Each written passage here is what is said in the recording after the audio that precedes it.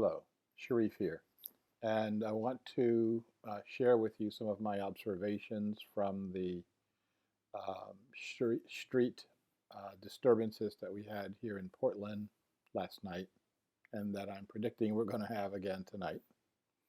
I apologize if I seem tired. That's because I really am tired, not only from observing what was happening all around me last night, but also many of you know that I have a condition called vestibular migraine.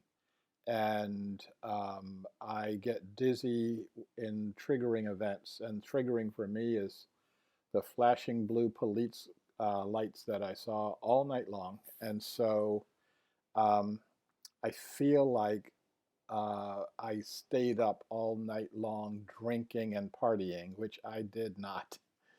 Um, So let me share some observations with you, but first I want to give you the context in which I was observing what was going on here in Portland. And for that I need to switch to another clip. Hello, I'm standing in front of my apartment, and to give you some registration of what I'm talking about here, behind that hedge is my living room. The little bulge on the side there is my living room and dining room. And to show you where I am, I'm going to walk out into the street a bit.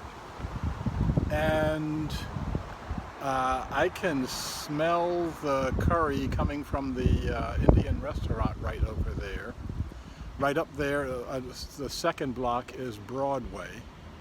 And if you heard about the disturbances that were happening at the Lloyd Center, well, welcome to my neighbor, the Lloyd Center. That's how close to the Lloyd Center I am. And I got a chance to watch up close and personal a lot of the street action that was happening last night, and that I bet is going to happen again tonight. So, these are my observations from my own direct observations out my own window here at the Lloyd Center, from looking at other video from around Portland, and then from looking at 9 different cities, um, live feeds, not mainstream media. So this is not edited, filtered according to somebody's idea of what they wanted you to see. This is what people on the streets in Houston and Dallas and Phoenix and other places were directly looking at without any filters. So what I saw, and what I saw that they were seeing, was that the majority of the people on the streets were not black. From what I saw at my own window, the 100 or 200 people I saw in the course of a couple of hours, there was one black person, and everyone else was white. Second thing is that they were not looters. They weren't trying to steal anything. They were not angry. There was not like the angry, buzzing, milling crowd. They happened to be very organized, very disciplined, and very tactical. They seemed to know what would aggravate the police. When a police car would come down my street, they would disperse. They would start walking in different directions away from each other, and then would recongregate. They were very mobile. They could put lots and lots of people on a given street corner at a given point in time. They were mobile on skateboards. They were mobile with carloads of people disgorging their car. The people just get out of the car would keep going. Next car, more people get out. So they could put a crowd of 40 or 50 people together in about 10 seconds. This is very well organized.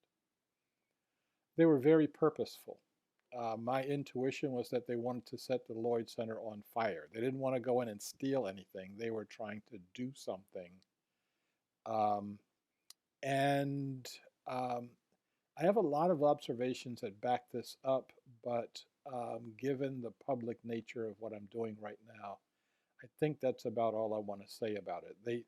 They were not trying to break in, they were trying to do something to the Lloyd Center.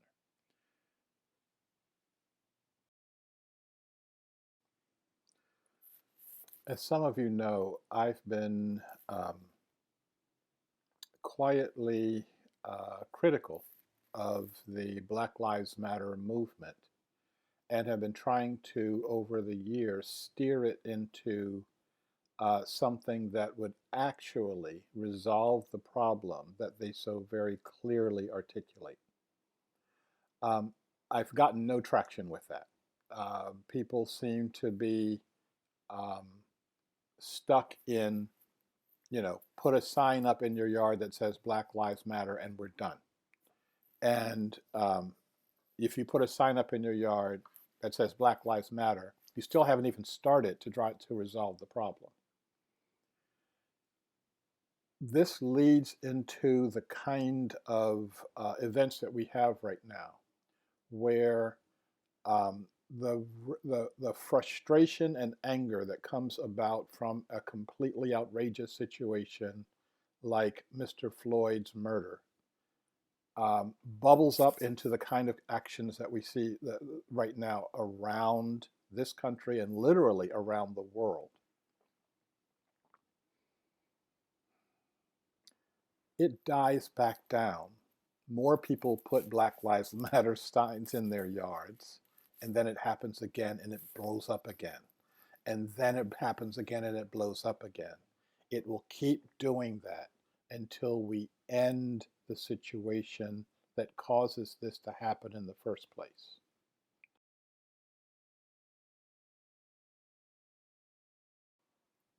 I think it's time for us to take action. And I think it's time for us to take the kind of action that's going to lead us to a world that actually works for us all. I think that we need a new story now, and we need a new policing story. We need to stop focusing on whether or not there are racists in the police department. I think that's a non-starter. I think it's time for us to stop focusing on uh, this particular person was innocent in their behavior. That doesn't matter. What matters is, what is the nature of policing here in the 21st century? It's time for us to ask that big question. And it's time for us not to wait around for someone else to resolve that question for us. It's time for us to resolve the question for ourselves. So I've got a number of points and principles. These are talking points for you. If you're waiting for me to articulate this, then you're just like everybody else. You keep waiting. It's time for you, that I'm talking to you right now, to get active and to start articulating these points, and that we will start doing this together. Okay. So point number one, what happened to George Floyd and to all of the other victims of outrageous police actions is unconscionable. That the people who perpetrate these actions should be held accountable, and I'm happy to see that some of them are being held accountable. And we need to recognize that that is not enough. That will not resolve the problem. Number two, we must end the 18th century policing model and policing culture. Do away with it. It has served its purpose, maybe, but right now it has no purpose in the 21st century. Let it go. Number three, we must end the notion of creating security by fear and violence and force. That's the old model based on an old consciousness. It's time to let that go. It's time to stop supporting it. Number one, it doesn't work anymore. Number two, criminals are becoming more weaponized than the cops, which leads to this escalating race where the police try to get even more powerful weapons, and then the criminals, I'm talking about the people who really intend to be doing violence, get more weapons, and it keeps going on. Also, this 18th century model for policing is against our current values and against our current morals. It does, not only does it not work, it shouldn't work. And there are some alternatives. Point number 4, we must transition into a 21st century security model and a 21st century security structure, a 21st century culture of security that provides realistic, genuine security for all beings. Number 5, we're holding a vision of governance and security that relies on each one of us to protect the rights of all and to be responsible for the well-being of all. Most of us who have as much gray hair as I have will remember the old police movie Dragnet, where the detectives, when they would come to someone's house, they would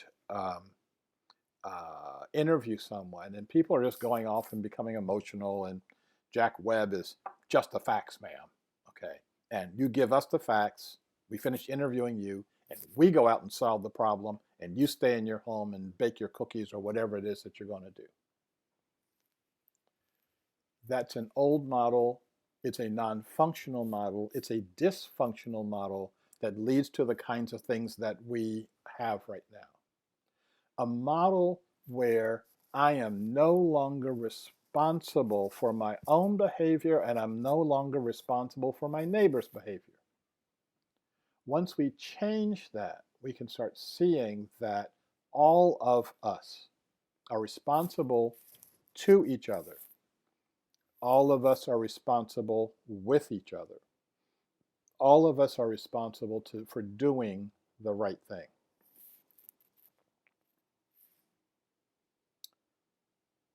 Number 6, we hold a vision where 10 years from now, all communities are safe, all communities are secure, all communities are free of violence and oppression of all kinds from all groups. So you don't have communities with lawless cops running around imposing themselves on others, but you also don't have lawless criminals running around imposing and oppressing others. I remember I used to live in the Black community, and I knew that as racist as the cops were, it was a Black person, another Black man that would be the instrument of my death. And so what we need to do is start recognizing reality, and that all of it has to change. All of it has to become less violent. All of it has to be operating from a position of mutual well-being, of mutual compassion, of mutual loving kindness. But by this I mean loving kindness with teeth, that I'm not just going to walk around with a big smile on my face and say, oh, everything is wonderful. I'm going to recognize that there are going to be a lot of people in a society that don't respond to that, and I have to have effective means to deal with that energy. 10 years from now, all citizens are actively and positively involved in the well-being of their communities. That you don't have the choice anymore to sit back with your TV set on inside your big house with your alarm system on it and say, oh, I wonder why those people act that way. We need to get the police out of their squad cars and walking around, but we need to get you right there out of your house and walking around and meeting your neighbors and finding out what the issues are and involving yourself in that community. And we need to have systems and structures in place where that can happen. And That should be the place where we're working in our future. 10 years from now, there are no uniformed armed police. We don't need them. Okay, there's a period at the end of that sentence. 10 years from now, our security forces will consist of a blend of volunteer and professional elements. Just like you have a duty to your society to serve on a jury, you have a duty to your society to serve on security. That there will be people that will help you to do that. And there will be a very small and a very, very well-armed force that will deal with the people who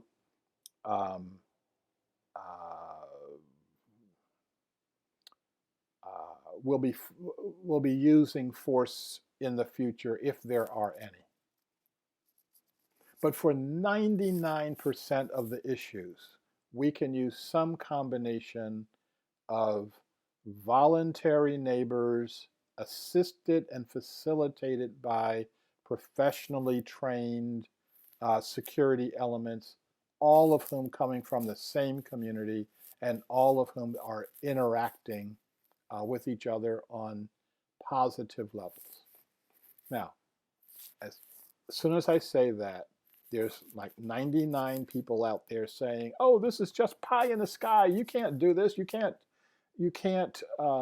expect the police department just to disband, and it would be lawlessness and anarchy, and there'll be murders and rapes in the middle of the street. They're going blah, blah, blah, blah, blah.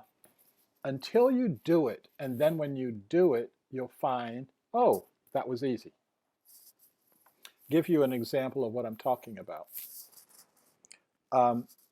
Back, I guess this was 20 years ago, maybe even 30 years ago, when the United States government said that it was going to close some of the military bases in this country. Every city that had a base closure went berserk. And they were, oh my God, this is going to be the end of the world as we know it. Our entire economy exists by servicing the servicemen and women who are on that base. We will all die. We'll all be living in cardboard boxes. We'll have no food to eat. We'll be eating each other, etc., etc. Every mayor tried to get their congressperson to exempt them. Take everybody else's bases. Just don't take our bases. They closed the bases. And within 5 years, every community was doing better than when they had the base there. And all of the, oh, we're all going to die, etc., went away. And what people did was rolled up their sleeves and figured out how they were going to live together. We've got that opportunity right now. The first level of that opportunity was what we received, the gift of what we received from COVID. The second part of that opportunity is happening right now. The gift of us reimagining our security forces in such a way that they cost less money, they cost less lives, they give us more involvement with each other and more satisfaction with each other. How do we do this? Well, we've got some ideas around it, but the first thing to do is set the goal that we're going to replace our 18th century police department with a 21st century security force. Once we do that, the rest of it will be downhill.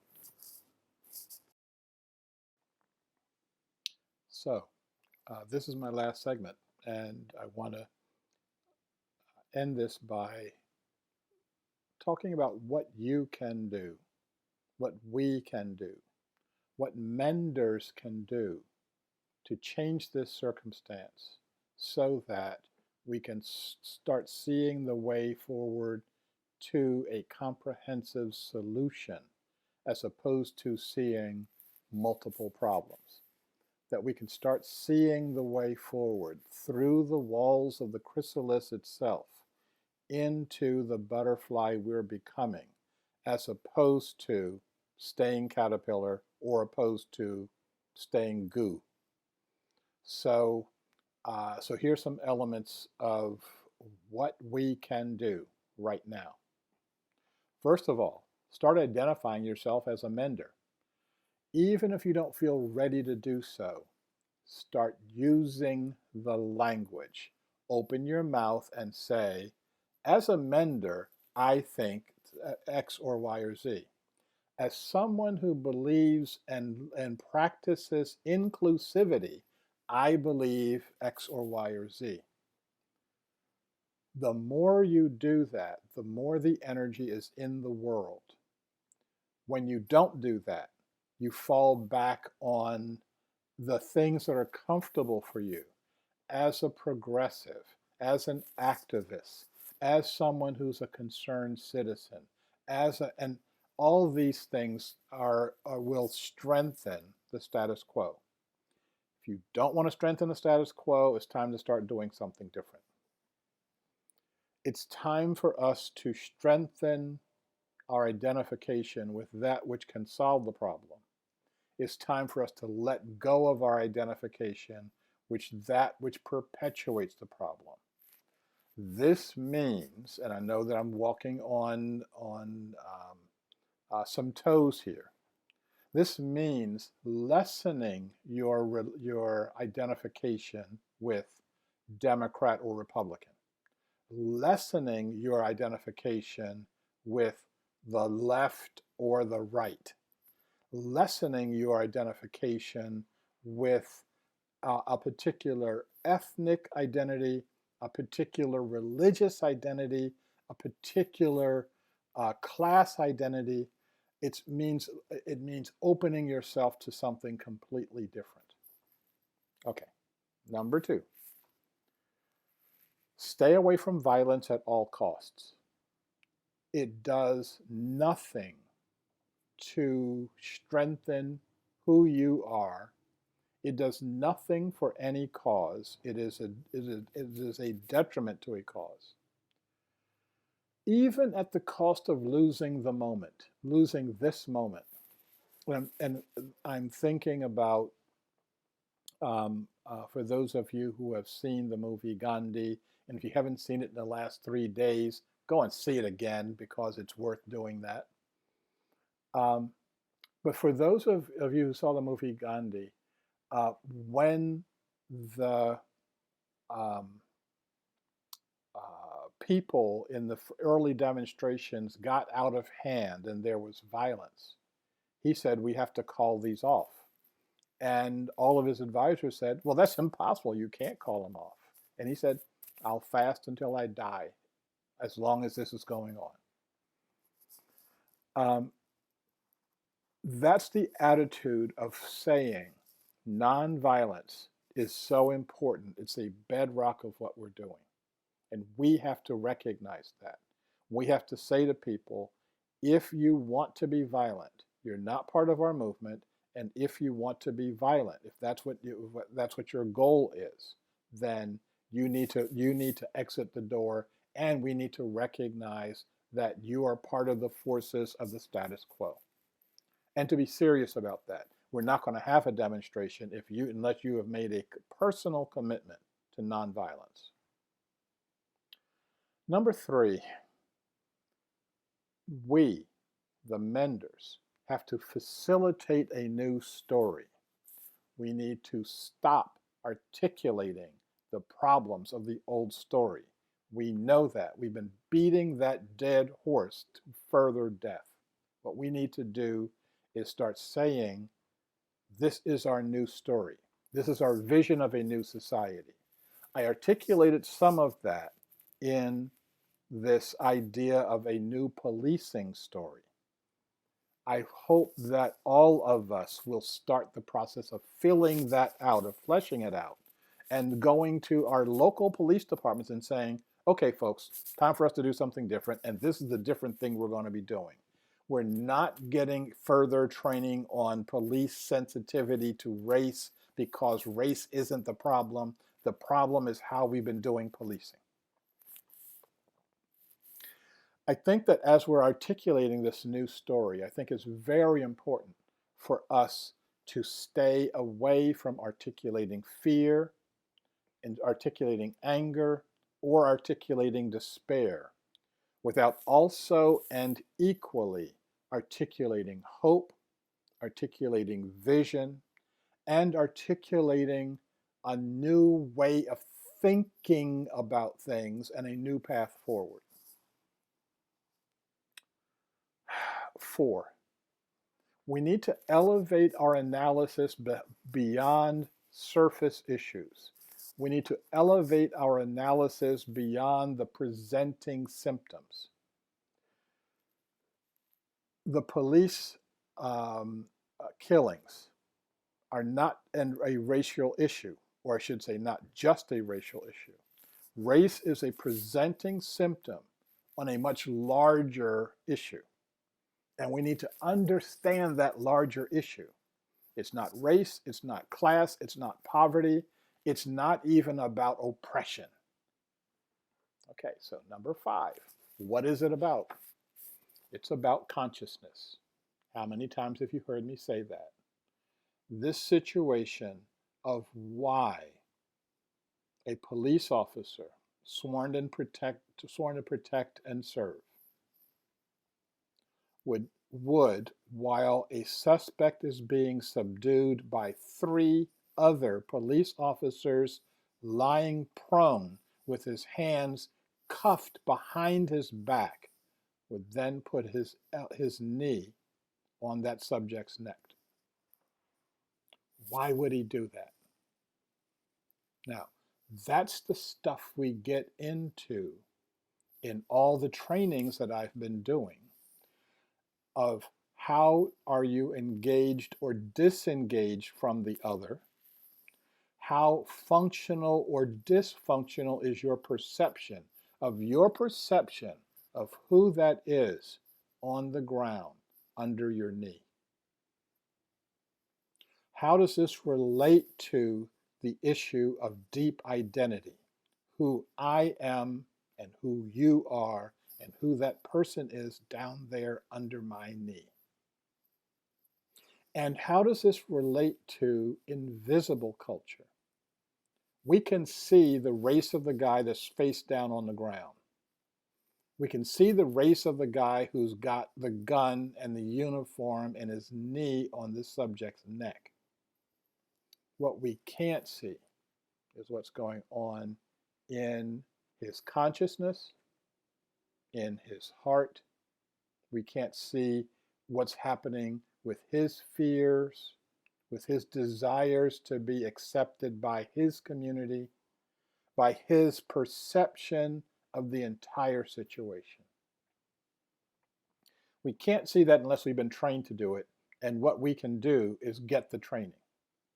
Now, you know I've been doing this training for a long time, and for a lot of people, they get my email, oh, Sharif's doing another training, and they toss it. I think it's time to stop tossing it, and I think it's time to start doing it. So here's some things that you can do right now. First of all, you can start articulating on your own the new policing of the 21st century. Don't just send somebody my video and leave it up to them to watch it or not watch it.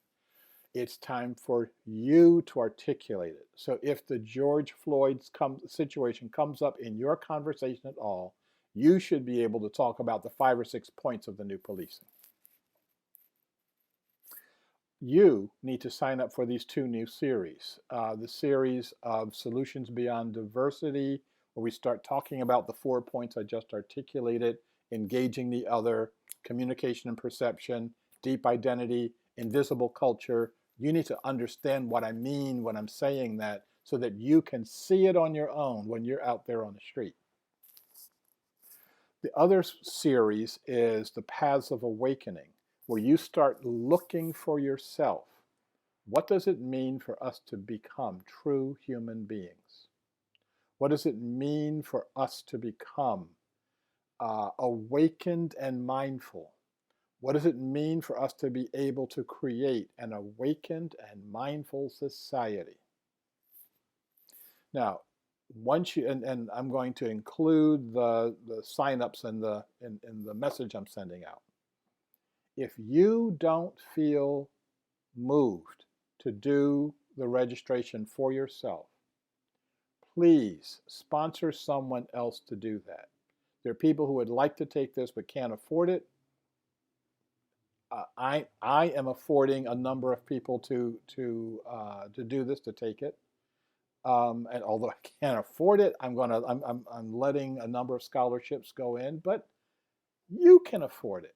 You can afford the cost of either or both of these series. I would strongly urge you to reread Creating a World That Works for All.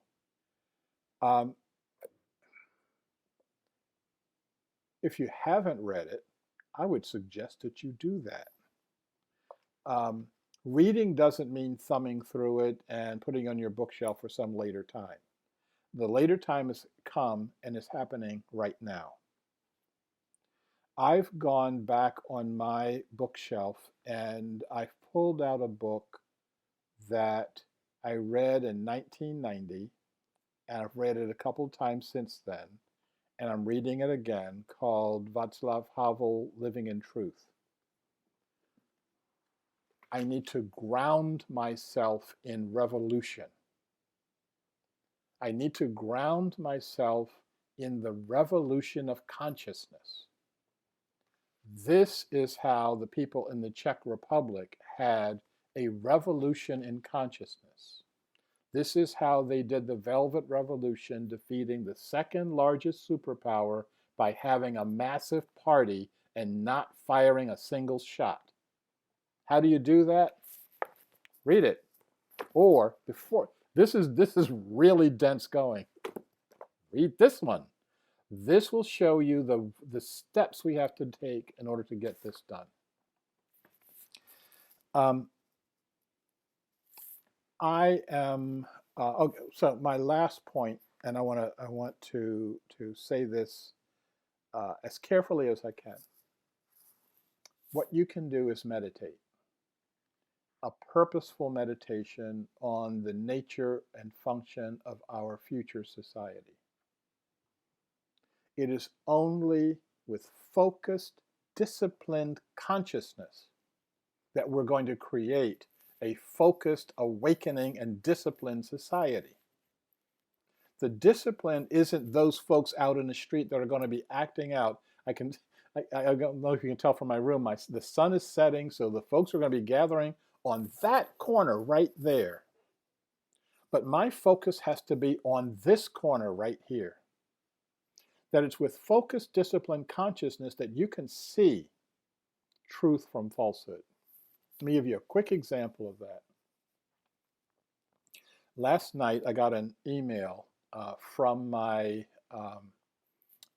nephew, and the email said, "Hey, I just signed the petition, Mayor Jacob Fry, Justice for George Floyd, and want to see if you could help by adding your name.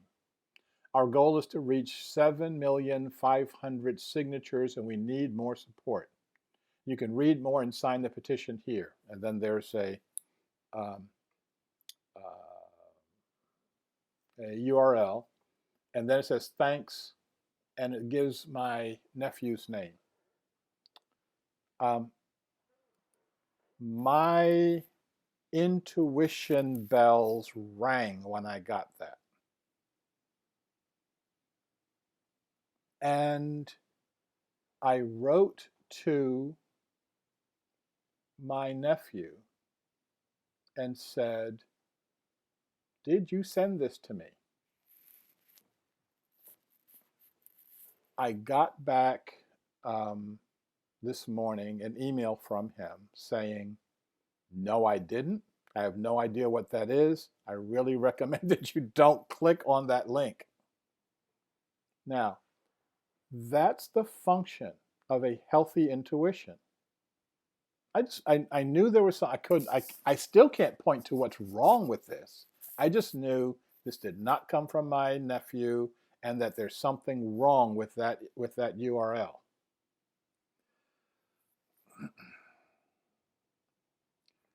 In this new world we're creating, we will have to have those internal forces, internal elements that guide us in the right direction. The only way you can develop that is to turn down the volume on your television, turn down the volume on your Facebook, turn up the volume on your heart. And that comes from meditation. If you're going to be involved with Facebook at all, set a timer before you turn it on. If you're going to watch television at all, set a timer before you turn it on. And you need to spend more time with yourself, more time with conscious others, and less time in the babble factory, less time in the talking factory that just raises your emotions and does nothing with them. Okay, as I said before, I'm still reeling from my exposure to the blue lights, and I'm going to probably get more exposure to the blue lights tonight. But I wanted to share this with you, and I wanted to hopefully create a situation where we are supporting each other on this journey. I wish us all well. I wish us well on this global journey we are on to an awakening society. We will make it. How we do it, we're going to run into some bumps, but we're going to make it, and the only way we can make it is to make it together. So thank you.